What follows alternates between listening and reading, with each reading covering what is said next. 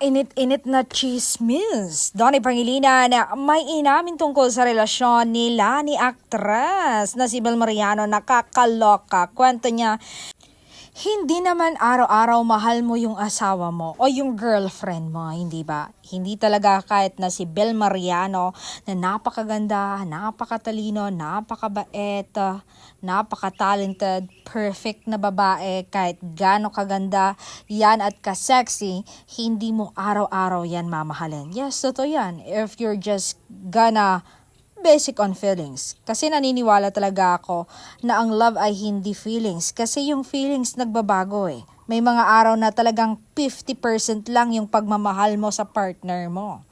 Love is a decision, commitment, and understanding your partner. Kumbaga, tanggap mo kung ano mang ugali mayroon siya.